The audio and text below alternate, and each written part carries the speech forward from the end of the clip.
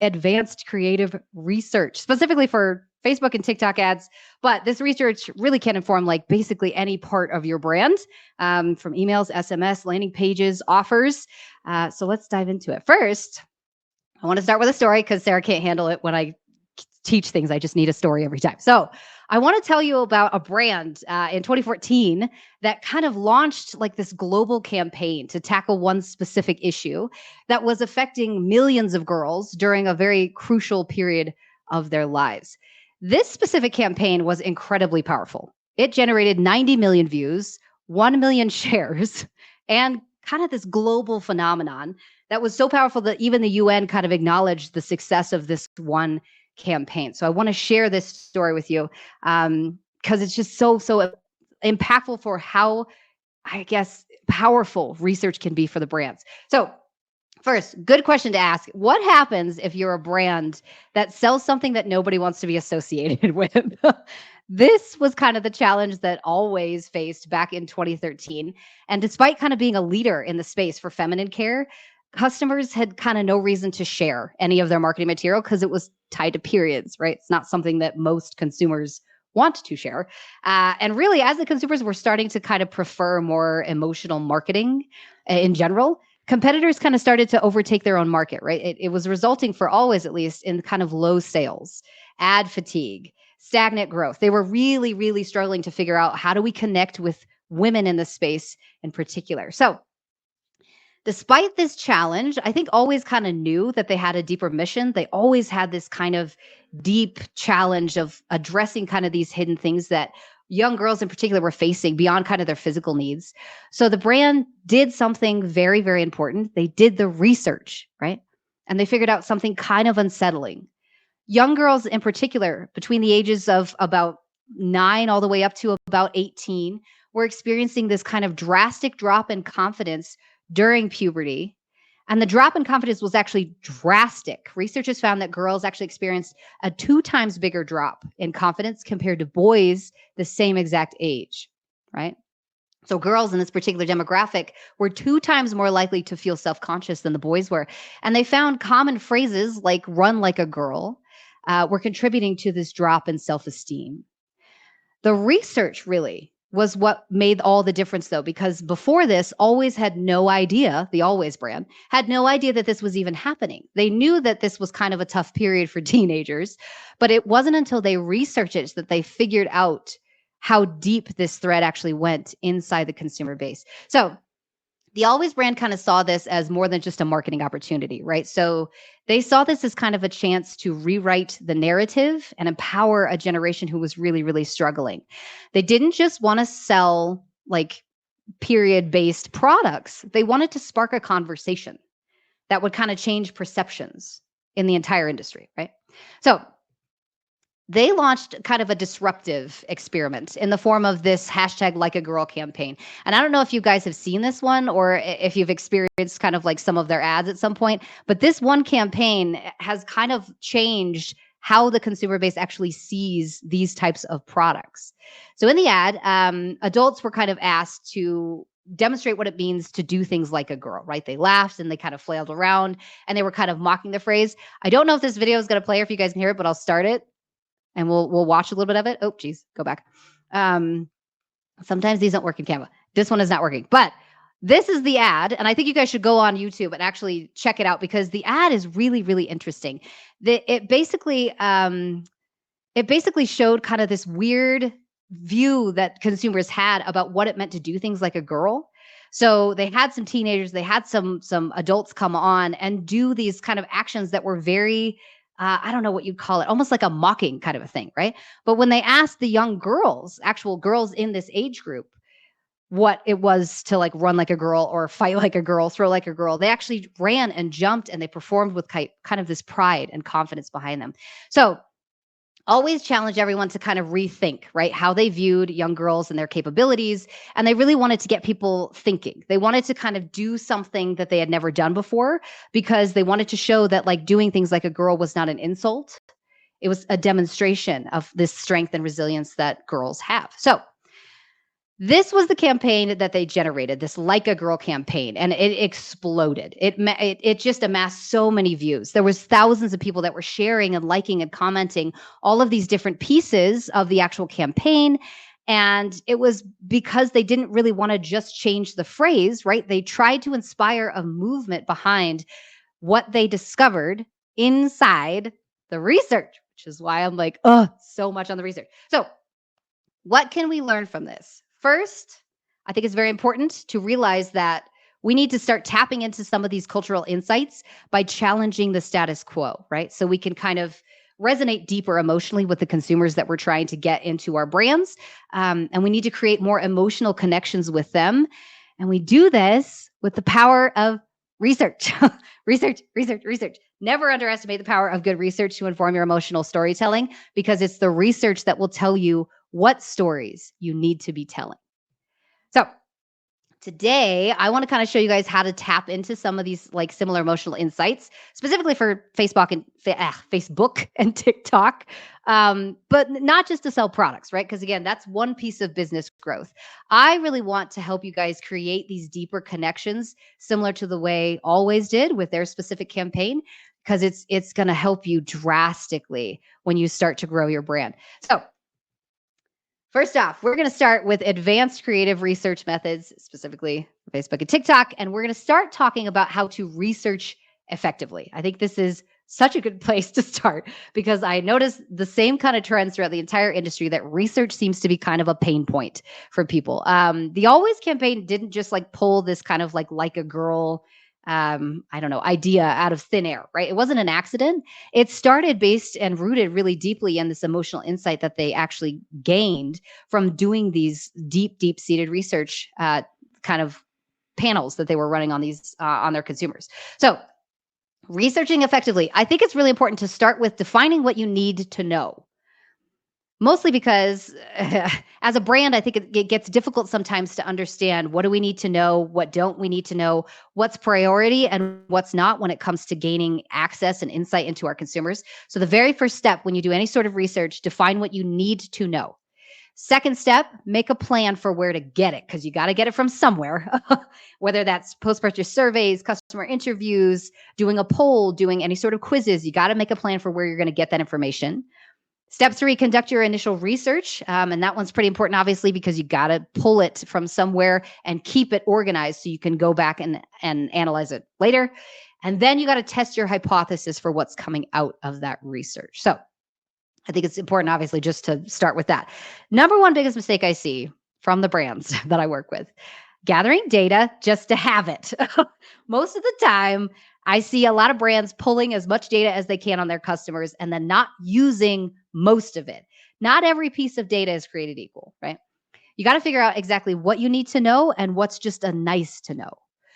So what do you need to know when it comes to getting some sort of emotional data from your customers? First, you got to know which triggers are driving industry growth, which emotional factors are influencing high intent purchasers, and then like what kind of emotional content types are your audience engaging with, because this is going to help you create ads and content that will engage with them. And then how do you compare to other brands in the industry? These are things we need to know. Emotional insights. Nice to know things like how they first heard about your brand, how they like the product, if they like the checkout process, why they purchased. Those are nice to knows. I like to prioritize emotion, though, over kind of functional utilitarian stuff, because it just helps. It just gives you kind of that leg up on generating good stories that will hit a lot deeper. So like I said, going back to this Always brand, you need to dig deeper, right? Because our goal is not just to understand what your audience is doing, how they're purchasing, but why they're doing it, and then figure out a way to message to that. So there's thousands of different places you could go to get information. These are the ones that I'm going to teach you about today. These are my top 6, mostly because they tell a good story overall, not just about the consumers, but about the industry as a whole. So we're going to go through these one by one. Google Trends, Keyword Planner, Answer the Public, Pinterest Trends, TikTok, and SparkTuro. So we're going to start with Google Trends, one of my favorite ones. I can't tell you enough about Google Trends. It's a freaking secret weapon. This one platform helps you spot kind of emotional peaks and valleys in your industry in particular, right? We're not looking for what's trending. You're searching for why it's trending. So for instance, if you have bath bombs and self-care, obviously we're going to take our research, put our product in there and start researching some of these smaller, more emotional keywords and see if there's some sort of a correlation between the two. A spike in searches for like flip-flops in the summer makes sense, but like an uptick in self-care that correlates with your product, like I just said, like bath bombs, could actually lead you to some of these cultural insights, the same ones that Always discovered, right? So we're trying to get to the cultural bottom of the bucket, not necessarily just the behavioral bottom of the bucket. Doing this research will also tell you not just what your customers may be craving, but also when they may be craving it at specific times during the year. And if you track this long enough, you'll notice that that behavior is very cyclical. So that's Google Trends. Google Keyword Planner, and I know I'm running up on time. I got to go quick here. Google Keyword Planner can help you uncover basically two different things: how many high intent purchasers you have and the common jargon used by your audience, right? So in particular, often as marketers, we kind of assume that our jargon, like the language that we use to describe our products, is theirs, the same language, but that's often pretty incorrect. So Google Keywords is kind of an invaluable tool for discovery because it's going to show you how many high intent purchases you have, like how often this keyword, search is being keyword term is being searched. But it's also going to show you which words that they're prioritizing when they start talking about your product. So in this example here, I had a brand who was starting to run ads towards this nootropic coffee keyword. And it ended up that their ads just were fatiguing. When we switched over to mushroom coffee, a term that the actual consumers were using, then their ads started to work. So you got to know to grow. You have to know which words your customers are using and then use those words in your ads. Third one here, answer the public. I love this one. It's like eavesdropping kind of on your consumers, specifically about their emotional needs, about what their questions are, about what they're concerned about, but also about their education level. So this specific tool is not going to help you just like identify different use cases that people might have for your product, like how does it work, where can I use it, those type of things. But it's also going to kind of help you be more aware of like where your customers are education wise. So if you start seeing stuff like this when you type in your product on Answer the Public, like I don't even know how to pronounce this, hydroxyapatite, xylitol. This is a high educated customer. This is somebody that knows a lot about the product, enough to know these big terms, right? If you see stuff like this, are they effective? How do they work? How are they made? This is more of what I would call a low educated customer, somebody that's going to need a lot of education in your organic and your ads to be able to convert. So when I do research on Answer the Public, I'm trying really hard to figure out how educated are they and how hard is it going to be for me to actually get them into the ecosystem. So these words, I look out for those. You can also segment by channel, which is nice. So helps you guys kind of identify emotional motivators and insights that are going to be specific to the platform that you're looking into. Move right along. Pinterest. This is where people go to curate kind of their dream lives. Women hold a massive amount of purchasing power in the US, with estimates between 60 and 80% of all consumption is influenced by women. So this one is vastly underutilized resource. It holds a massive amount of information on like pop culture, political stuff, societal trends. But I actually use this for static research in particular. So as a brand, you can type in whatever your product specifically solves. Maybe it's like eyebrow makeup or whatever it is. And from there, Pinterest will actually give you kind of a range of what people are already clicking on from a cultural standpoint.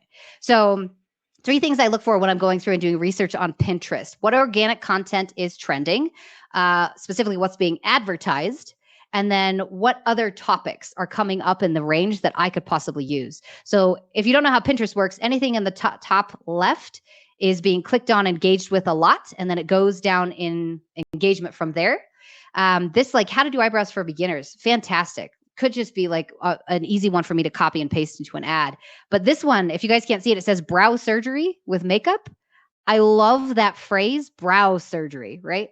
Fascinating. Stuff you can find on Pinterest is just insane. And you can use it basically anywhere in your entire ecosystem. And this is why I love Pinterest. Okay. I told you I was going to pack this full. Here we go. Okay. TikTok, emotional playground. I can't get enough of TikTok. Psychological level of like just topics and content being pushed over there is insane.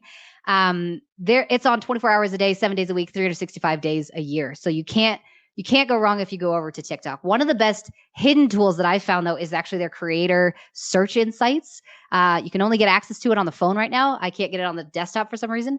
But this specific tool kind of allows you to figure out where the content gaps are.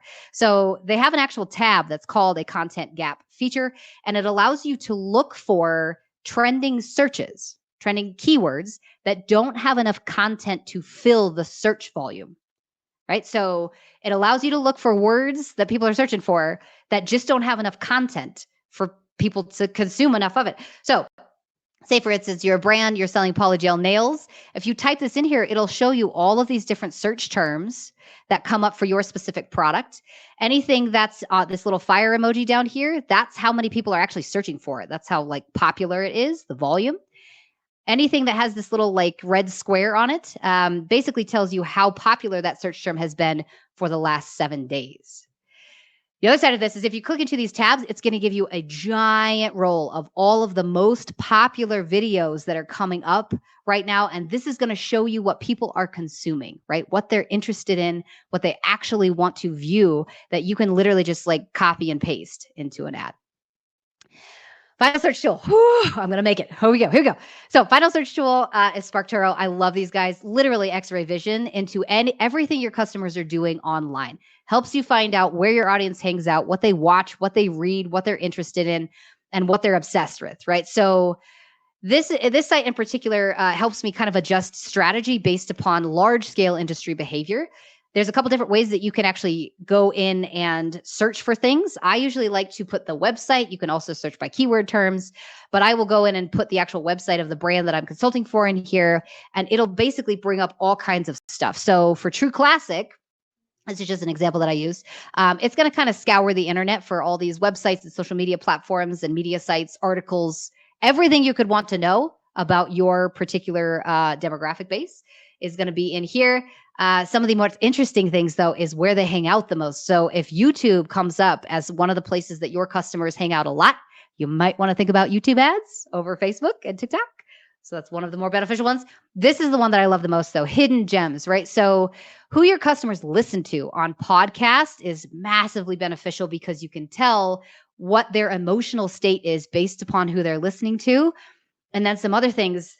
If you find any of these Reddit threads like deals, discounts, or streetwear for this particular brand, obviously, they're fashionable people. They're following these Reddit threads. These are places that you want to get into the conversation and start researching more. One of the best brands I've ever seen do this style of research would be Glossier. Some people say Glossier, however you say it. They actually built an empire off of this, right? About understanding their audience and how they're interested, what they're doing, how they follow social media trends. They started compiling all this data on the emotional lives of their customers. And this brand just grew massively quickly because they had big basis for what the actual consumer base wanted emotionally. Ooh, I'm going to make it just on time. Okay. Bonus research tool just for anybody who just really loves research, like Sarah, can't get enough of it. Reddit. Go to Reddit. I can't get enough of this platform because the stories that are happening over here are just so incredibly deep, right? It takes time and energy to read through this. So I'm going to get you basically a cheat code for dissecting any of the information that comes off of Reddit. So if you have access to ChatGPT, you can download a plugin called Access Link that basically analyzes any link on the web. So you can take Reddit threads, paste them into Access Link on ChatGPT, and have the actual analysis of it tell you things like what people think about my industry. What are they afraid of? What's their biggest problems? How do they feel about these problems? Because this will just make it way easier for you to dissect all of the information. And Access Link is just going to basically give you a report of everything you need to know that's coming off of any Reddit thread that you would like to analyze. So. Okay, so wrapping it back together, I'm going to be a little over time. I think it's really interesting the way Always kind of did this research, right? And they had kind of a cultural basis to it because they were able to tap into kind of powerful emotional insights. And I think any brand can really do the research that they did using some of the tools that I showed you guys today, because what we're trying to figure out really at the end of the day is how your consumers feel, right? About the experience that they're going through as humans. We're not just selling products, we're selling feeling. And so when you understand your audience's emotions, you can create ads and organic pieces, any sort of like marketing material that they're going to resonate with a lot better and a lot deeper. That's basically it. Oh, I had to talk super fast to get to 30 minutes. If you guys want to kind of generate better marketing and better like psychology focused pieces of advertising for your particular brand, I have a free mini master training. If you guys want to go through that, take a picture of it. Yeah. Oh, I think that's it. I had to talk really fast through that one. Whew. I was trying to get this done in Sarah, 30 minutes because I kept seeing the Q&A fill up, but I was like, okay. oh I my, went you're speeding through the that one. best. I feel like that just speaks to like you're literally for the people at the end of the day. It's like, how do I breeze through this? Because I want to get to the people's Yes. questions. Like I need to make I sure want they're to get to the happy. I need to make sure they're questions. good. I know. Well, and I always love these like I could talk longer about all of this. But the Yeah. other thing is one, it's recorded. So for anybody who wants to go back, because I know I sped through all of that. But two, it's the questions I think are the most important part because you can learn so much by what other people ask. So drop Right. your questions, let's do it. I love it. I So love ready. it. Sarah, do you have a second to actually? So the chat's just letting us know that the link doesn't work. It leads to a 404. Oh Can you grab the right one? And no. then Oh chat gosh. while Yeah. Sarah's grabbing that one, while Sarah's grabbing that, please in the chat just throw an emoji in of how you're how you're feeling right now. Like I feel like I'll use the exploding head version with I everything we know. just got from Sarah at this point. That was incredible. Yeah. Nathan's like, we love That's funny. Sarah button, exploding head, claps, surprise, hearts, Gosh, so that's many so good funny. things.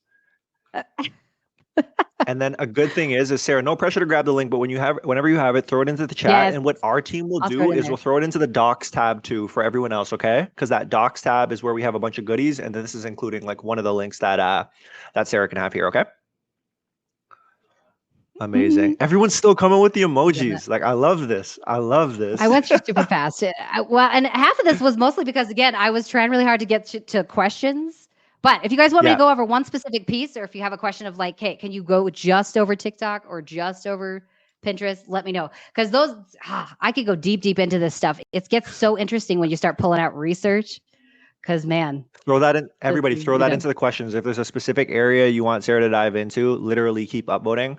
But I think the first question the first couple that I'm gonna pull in here are more so like, how do they become Sarah Levinger? So the first one that pops up How do I become you? That's is hilarious. from Shannon. So Sarah, what are great books you would recommend now as 2024 about psychology and behavior marketing?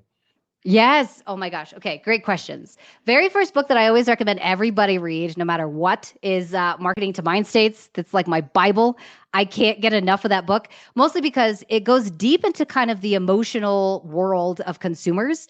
And I think it really just helps kind of break down how you can use those emotions in your own marketing. So, Marketing to Mind States by Will Leach, one of the best books I think I've ever read in my life. Secondary to that, if you want to just get like weird, if you want to go into some books where you just get like mind melded, Predictably Irrational was probably my next favorite one because it just blew my mind on like, crap, I don't understand anything about how I make decisions as a human. So yes, that was a lovely one. Third, I have a couple different ones that I'm like bouncing back and forth from. There was one about like emotional storytelling, and I need to pull it up because I can't remember the guy's name. But probably outside of that, alchemy. If you guys really enjoy like deep, like really, really deep analysis of specifically marketer psychology, like the psychology of marketers, I would go read that one. That one's actually by Rory Sutherland, and I just finished it. It took me, oh, you guys are reading that. Okay, good. It took me like a year to get through that book because it was just so in depth. And Rory Sutherland's mind is just psychotic. Like the guy goes so deep into psychology. Yeah, and I just can't get enough of them. So first book, Marketing to Mind States. Second, I would say is Predictably Irrational. And then third is Alchemy. Oh, balloons. Sorry. And it's a party. Third is It's a Alchemy. party. And it's a party. And there's So another yeah. question from another Sarah. So I had to pull it up within the same world of like where do you go to consume content? So Sarah Oh, Rose that's a good asked, do you one. have any favorite podcasts you can recommend? Yes. The Nudge podcast is probably my favorite one. That one is by, oh my gosh, what is his name? I have to look it up. the guy that does it is really interesting because he started kind of like I started, where he just was really interested in the content, and it just blew up and exploded. Where is his stuff? Oh gosh, now it's gonna bug me if I can't figure out his name. Ah, sorry, something was playing. Anyways, the Nudge podcast is probably the first one. Can I do like a shameless plug for my own? Is that bad? Of course. What do you mean? I just started one. Phil Agnew. Okay, thank you. Nudge by Phil Agnew. Probably one of my favorites. He actually goes down and he kind of dissects studies. So if you guys are really interested in learning different studies on the psychology of the behavior behind marketing and how we process purchasing decisions and behavior, that guy, so good. My own podcast, mostly because just I have so much fun. I have a co-host, Nate, from Original Grain, who's just a freaking killer in the space. Nate is obviously like operator. So Nate and I have a good dichotomy because I teach him about the psychology, and then Nate shows you how he's applied it. So he's solidly in the luxury watch space, and that guy is so good at stuff. So he's doing real-time tests of all of the things that I teach on the podcast.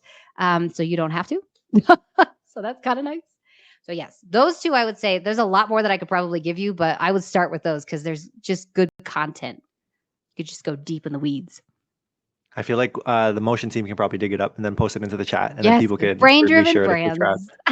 There we go. Brain-driven brands. There we go. We got you. Yep. All right, y'all. Keep the questions coming because we see them flowing in. I'm going to go to the most upvoted question, which is from Joey at this point, and it's a two-parter. So the first part is, how much time do you and your teams dedicate to research, and what are the best tools you recommend are? Time for research. Okay, so I have two different research panels that I usually run. The first one is a monthly research panel, and that one I usually dedicate a good 2 to 3 hours a month, just going deep into every cultural aspect of the industry that I am researching for. That's once a month. Once a week, I'll usually go and do basically social media research. So I scroll on my phone a lot. So every single day, usually I spend a good 20 minutes, 20, 30 minutes just scrolling into the industry that I'm trying to get information from. Because I'm trying to see what the consumers see.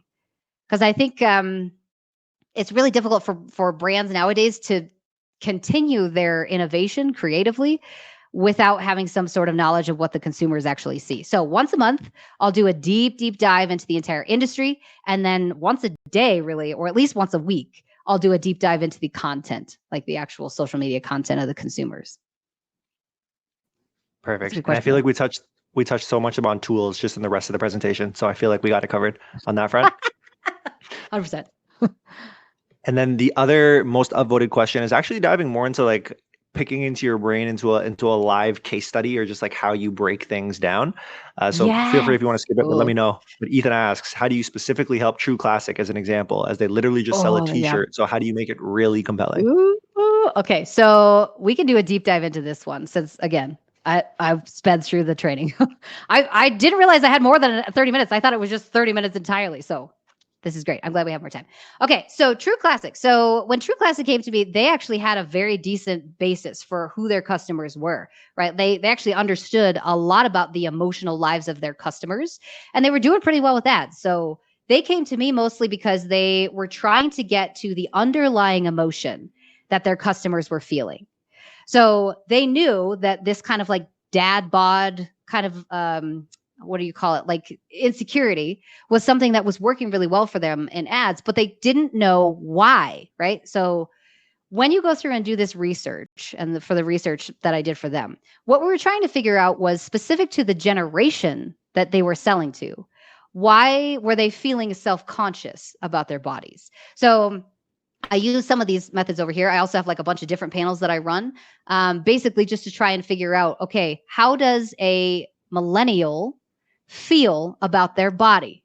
That's step one. How do they currently feel? How does a Gen Xer feel about their body, right? We have to figure these things out. The easiest way to figure it out, like I said, is to go to places like Reddit, to Quora, to Google searches, to Google keywords, to Pinterest. Figure out what people are actually consuming. What information are they trying to get? From there, then I could figure out pretty quickly, If a millennial feels anxious about their body, but a Gen Xer feels self-conscious, those are two totally different emotions. And then I can go back to True Classic and say, okay, you guys are solidly in the Gen X kind of boomer space. If you guys want to get more millennials this year, we need to talk towards anxiety, not towards self-conscious. Two different roads. Does that make sense? So hopefully? good. Yeah, in the chat, let us know for sure. But I think that's perfect. I think that's perfect. And then digging off, honestly, the emotional approach is so interesting. Like it seems like it's so straightforward and simple, but it's like you forget it. You know, like I don't know why. It's easy to forget. I think mostly because it's and this goes down to like marketer psychology, but all of us have been trained, right? We've been trained over many, many years to try and like hone our skill sets towards a specific route, which is almost always logical. Because you got to have systems, or how else would you do marketing? But it's the emotional work that I think most people miss, or at least don't have enough education on. So you're totally right. Emotions, man. All about them emotions. 100%. Okay, next question that pops in here is for money. So how do you prioritize your research hypotheses and what to test first? So good. Such a good question. Okay, so priority-wise, I run something called an NLP report.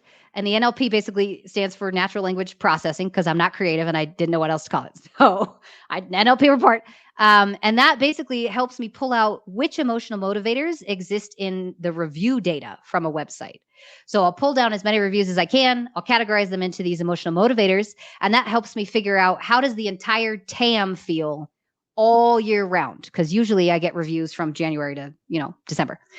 Once I can figure out which emotions are hitting with the audience year round, then I can start to prioritize that specific emotion in the ads. So I prioritize research based upon what I'm trying to figure out, which is, again, what are the underlying emotions that are like informing the behavior? Because behavior is built on emotion. Emotion is built on perspective, right? Like how you see the world. Perspective is built on experience, what you experience in your everyday life. And experience is really built on context. What do we run into as humans? So just to go over that, like, just summary, because Sarah talks too much. Priorities when it comes to research and what to test first, I pull it straight from the actual reviews, because I don't like to guess. I really want to know what are the actual consumer base feeling, and then I'll test based on that. That's a good question.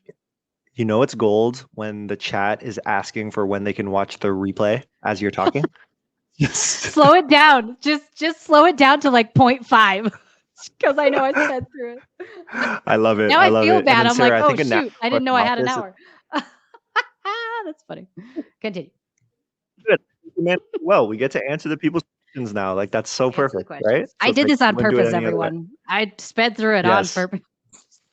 Got you. I see you 10 steps ahead. I see how it's going. 100%. I think this is the right follow-up question here. So it's like, you've done all this research to then prioritize, but I think, like, as you're doing this research, Amanda asks, how do you compile all your emotional research for each brand? Ooh. So as you're going through each step, where does it live? That's a really good question. Shameless plug for Motion. I'm actually in Motion a lot with all the different brands that I work with. So I'm analyzing the ads constantly for behavioral data, and we're looking at patterns constantly. So one of the places I go to, Motion, shameless plug. The next place it lives in a couple different places. Some brands prioritize like Monday, right? So everything that they have about their customers just lives in that platform. Some people are on Notion. Some people are in spreadsheets. It just depends on where the brands want it. I know HexClad for a long time had it in just a spreadsheet, and it worked incredibly well for them. The one thing I will say, and like I said, this is something I noticed from the brands. Oftentimes, we just gather data just to have it because we just love the information. I try really hard not to make a research document bigger than it needs to be. So wherever you keep your information, keep it updated as much as you possibly can, and make it so that you can find information quickly. Because, man, you can get a lot of data on people, and it's hard to like sift through it. So. And Sarah, on that note, who owns this process typically? Because it's like, usually when you have a doc that so many people access and it has to be living, where it's updated, like, who drives after that point? That's a great question. So most of the time I'm brought in as a consultant, and so I'm doing the research monthly. for these brands. So they've just hired me to continuously keep it updated on my end, but it's their data. So they own it sits inside their accounts. It's, it's entirely theirs. And everything we pull just gets shared with the team. I do my own research outside of it, but for the most part, the brands own all of it.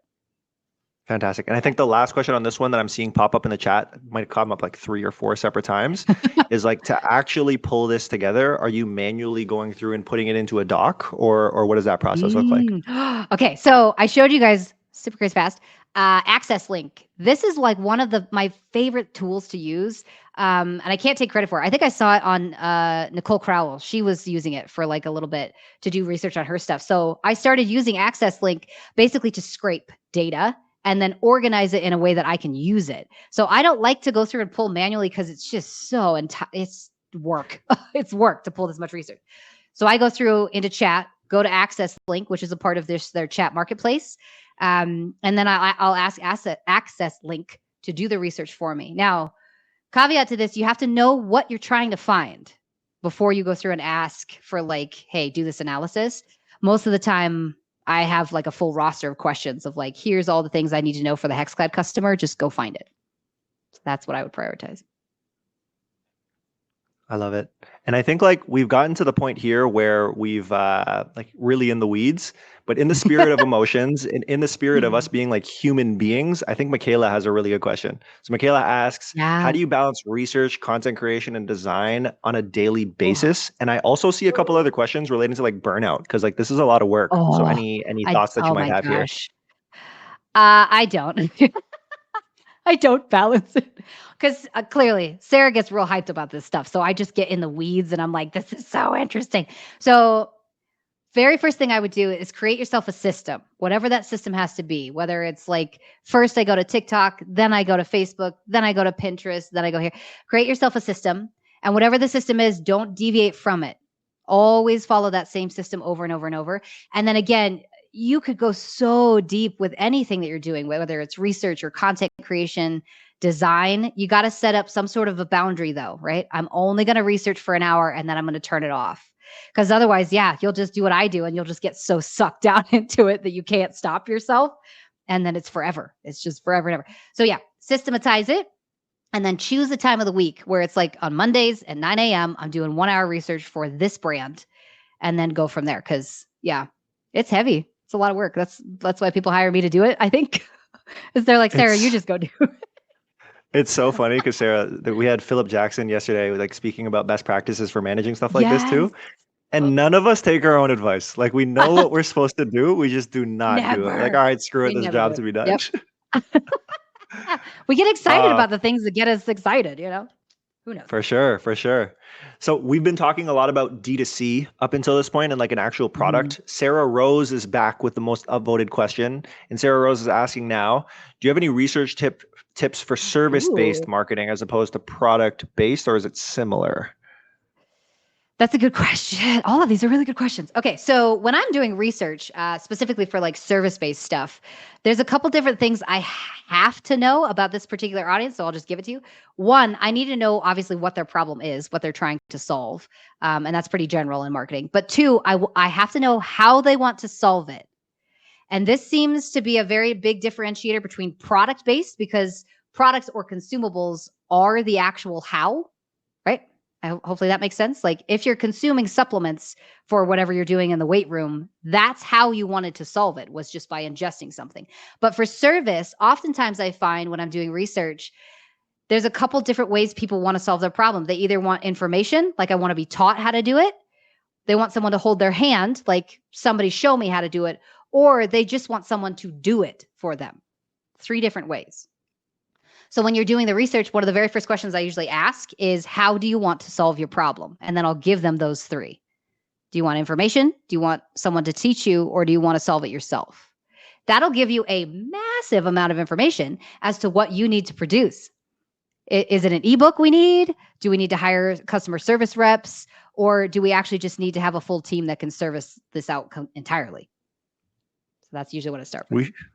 We should do this at Motion. I feel like that's a description of how we should approach it. I can come in. I'll tell you. I'll help you guys. Appreciate you. Okay, that's funny. I'm seeing a couple different questions pop up about like training your organic feed. Like, should I have multiple phones like on the like for each client? And Dima, Oh, shout out to Dima. By the way, Sarah, like Dima has taken notes on every session so far. Like real Dima, MVP. yes, Yeah, yeah, yeah, that's yeah, amazing. yeah, yeah.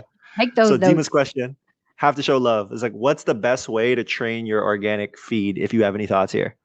Oh my gosh, to train it, to grow Yeah. it, or like what's the to train it? I That's think I interesting. think the I think the play here is like the algorithm. So it's like if you're working with True Classics, like and Yeah. you're going through social, it's like you want to see stuff as it relates to how you're going to apply it to True Classic. But if you're working with like a separate brand that does, I don't know, like Mhm. sheep herding, it's just like we help with sheep herding. So it's like how can we make sure that we grab the type of content we want to in our organic feeds? Yes.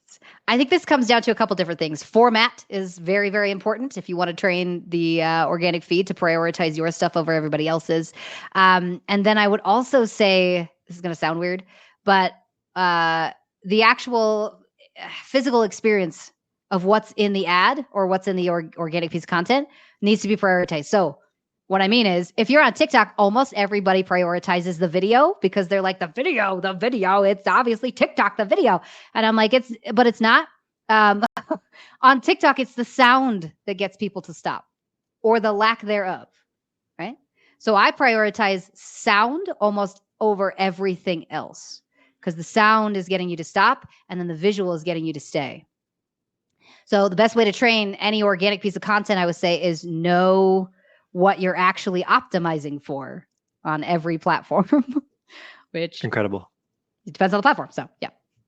For sure, for sure. And everyone else in the chat, I think you're onto something with your Finstas and your multiple phones. So I think tackling it from both ends always Yeah. starts working there. 100%. Uh, so we've done all of this work to get to a place of like understanding the customer, understanding the different Mhm. emotions and everything else involved. I think the next step starts to start to transition to like execution time. And Amanda has a good question. So Amanda asks, what would be the best way to transfer this information to a team of creators in a way they understand? Mm. And like you can extrapolate it not just to creators, but like Cool. anyone Yeah. else who needs to digest this stuff. The best way to transfer this, honestly, is to have one person who's in charge of dissecting the information and kind of organizing it so that everybody understands it easier. And then once a week at least, sometimes I'll do it twice a week, depending on the brand that I'm working with, sitting down and saying, here's what I'm seeing. Here's what's changed from last week. Here's where we're going next. That's almost always up to the creative strategist, I would say. But it could be anybody, CMO, it could be the media buyer, whoever has, I would say, the best skill set to communicate the information. That's the person that needs to own it. If you don't have a team and you're like, I'm a bootstrap founder, it's just me, nobody else, then I would say the next best thing is probably to, again, have chat analyze it for you. I feel bad. I'm always like, just go to chat. But I use it constantly because it's a great way to distill information down to the bare bones of what you have to know to be able to use it. So I feel like you've given everybody like the frameworks on how they can think about the emotions, start to execute, translate this information. But there's also the idea of like, how do you get the org to understand what's going on here? So Michael has a question, and it's now tapping Okay. into like we all are salespeople at a certain part of our lives and certain part of our Mm-hmm. days. So how do I get my team in the agency or brand, Oh imagine, to see this gosh, work as yeah. essential so that the company has a greater impact and I have more Oh my impactful portfolio? I can share a ton of studies with you on the impact of like research on brand, like bottom line. That's one of the places I would probably start is like showing them, hey, this actually has been researched, and the more research you have, the better you'll do as a brand. But outside of it, the one thing that I will say is speed. So one of the biggest benefits I see to research is not necessarily just knowing things or being able to message correctly. It's not really about like, it's not just about being able to bring customers in the door, even though that's a huge benefit. Secondary thing I've seen is time to market. You can cut that down almost in half if you know what you need to say.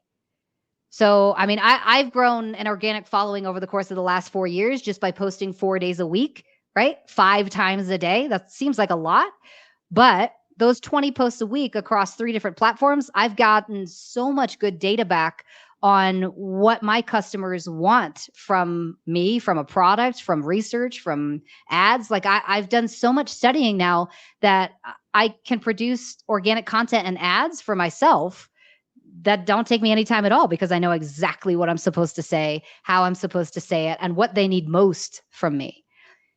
That's where I think the biggest benefit is just cut that time in half, man. We can cut our go-to-market time in half if we have this in place. I love it. The storytelling of just being able to have the data to back it up too is just like so impeccable to hear you speak about it. So I feel like that's the key. That's the key to tying it together. Okay, Sarah, we probably have time for one or two more questions. Let's play it by ear. But what I'm seeing here is a couple different questions about fatigue. So the one I'm going to bring on stage is from Tiffany specifically. Do you think brands can experience trend fatigue from consistently following trends? And just speak on fatigue in general, as you have experienced. Yes. Oh my gosh, yes. Some people may not like this. I don't think that we should be studying competitors. I don't think you should study competitors in the space. Okay, I should caveat that. I don't think that you should study them exclusively. I think it's pretty important for you to know what ads your competitors are running. That's like super important, mostly because it'll inform you on what you should be doing the opposite of, right? If they're doing a lot of like get ready with me, or they're doing a ton of these like TikTok made me buy it, do the opposite. So first thing, don't study them as much, know what they're doing, but let's not like follow what they're doing. So I prioritize 100%. I need to know what the organic users are creating, because they are consuming 90% organic, 10% ad. So I don't technically compete with my competitors too much. I actually compete with the organic content more than anything else. So yeah, trend fatigue happens mostly because we're staring at each other. The marketers are just staring at each other when they need to be staring out into the world. So that's my take on that. Bars. Oh my gosh. Okay, we have time for one more. Let's do it. Let's play it by ear. And the last one is from Jan. So which are the top underlying emotions you work with, so we're able to categorize comments? Yes. This one's tough. It's just like the details. The details here. This one, I prefer to actually use the emotions that came out of the Marketing to Mind States book. So that's what I would do first if I were you, because it just, again, you got to start somewhere. And there's only 9 of them in that book. So it helps a lot to just go through and pull those out. The other side of it, though, too, I don't know if you guys have seen this. Evan, I'm sure you've seen this. It's like an emotion wheel where there's 7 in the middle, and then there's 18, and then, it goes out and out. I love that particular like emotion wheel, mostly because I want to get it down to the exact emotion, right, that we're trying to discover. So if you really need, like, I need to know exactly what my customers feel, go into chat, give it a whole range of like, here's all the emotions that could be happening inside this data set. Can you categorize it into some of these and tell me which one is priority? That's probably the easiest way to do it. Sarah, you're the best. Like, thank you so much. I know you sped through the presentation. I know, now incredible. I feel bad. Oh my gosh. I should have taken more time. I had no idea I had an hour. I thought I had 30 minutes. Miscommunication. Any final things? Any final things you want to leave with the audience? Yes. So if you guys want to go and like learn more about this stuff, podcast is probably the first place I'd go now after my Twitter, mostly because there's more context over there, but because we're doing deep dives into actual tests that we're doing using psychology and behavior science. And then also, if you have any questions, come find me, because I clearly could talk about this stuff all day. So I think we can all appreciate it in the chat. Can I send you guys that link after? Because I have it. I just need to go dig it up. So I'm sorry that didn't work. I don't know what's going on, why that didn't work on my site. So I'll send it to you. I'll send it to Evan, and then hopefully he can send it out to you guys in an email. Got you. Everybody, I think everyone agrees, like, the content was absolutely impeccable, but it's like the energy, like we feel it through these screens. So Sarah, you're the best. Everybody in the chat, you have to show her some love. Thank you. You have to show her some love. It's time to ship more winning creative with Motion's creative analytics platform that helps you scale winners into unicorns and helps you figure out where your ads might need just a little more help. Join over 2,100 teams shipping winning ads with Motion, like Vuori, True Classic, HexClad, and more. Get a free VIP tour today, and you can see how Motion can help your creative strategists and your media buyers speak the same language.